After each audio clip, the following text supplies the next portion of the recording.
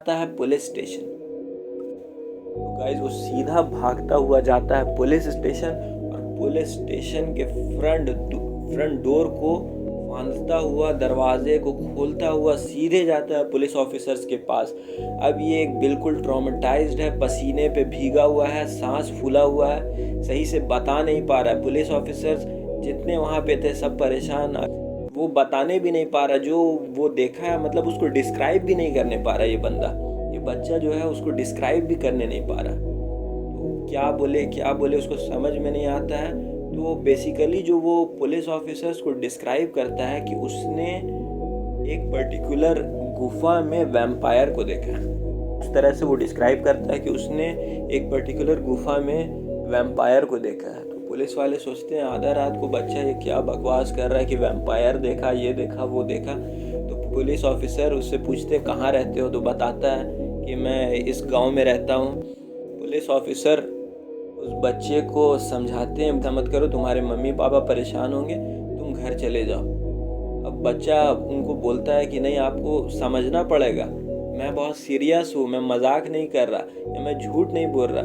कोई वहाँ बंदा वहाँ परेशान है या कोई किसी को चोट लगी हुई है, कोई हर्ट हुआ है या कोई मर रहा है, आपको मेरी बात को सीरियसली लेना पड़ेगा, आप मेरी बात को समझें। लेकिन पुलिस ऑफिसर उसको समझाते बुझाते हैं और उसको उसके घर तक ले जा करके ड्रॉप कर देते हैं। अब ये बच्चा सेबेस्टियन जाता है और रात को सो जाता है, लेकिन जब सुबह उठता है तो अचानक उसे वो सारे सीन्स और मंजर कल रात वाले याद आते हैं। फिर वो एकदम परेशान हो जाता है, एकदम ट्रॉमेटाइज्ड हो जाता है, ट्रॉमा से निकल ही नहीं पा रहा है वो बच्चा।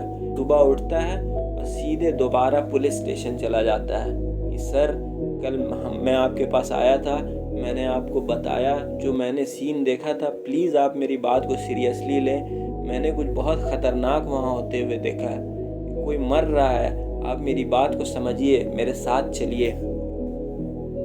बच्चे के बहुत समझाने के बाद एक पुलिस ऑफिसर जिनका नाम लुइस मार्टिनेज था, उनकी ड्यूटी थी उस टाइम की, वो एग्री करते उस बच्चे के साथ कि चलो मुझे ले चलो उस गुफा में, तुम जो बोल रहे हो देखते हैं कि आखिर वहाँ है क्या। तो ये दोनों एग्री होते हैं और बाकी के अपने कलीग्स को बोलता है कि बच्चा बहुत परेशान है, इसकी तसल्ली के लिए एक बार देख लेते हैं कि आखिर गुफा में हो क्या रहा है। बाद ये दोनों रवाना होते हैं पुलिस ऑफिसर के पुलिस कार में उस गुफा की ओर।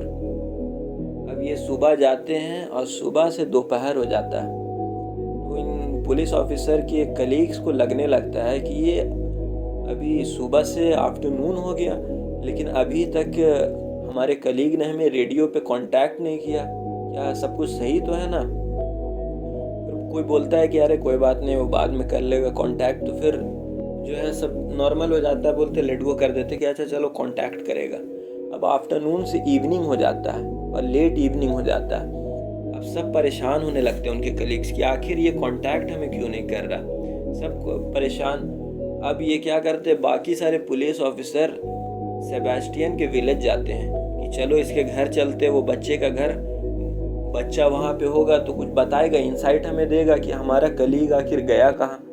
तो जब उसके घर जाते हैं तो फैमिली वाले से पूछते हैं तो बताते हैं कि वो तो सुबह से मिसिंग है, हम खुद उसे खोज रहे हैं, अपने बच्चे को खोज रहे हैं, सुबह से वो घर नहीं आया। तब इनको लगता है कि नहीं, ये कोई सीरियस मैटर है, हमारा कलीग और ये बच्चा गया कहाँ। अब दोनों ही पुलिस ऑफिसर और वो बच्चा मिसिंग हो जाते हैं। तो बाकी के जो पुलिस ऑफिसर्स होते हैं वो मैक्सिकन आर्मी को कांटेक्ट करते हैं कि one of our colleague is missing, so we need your assistance to locate him.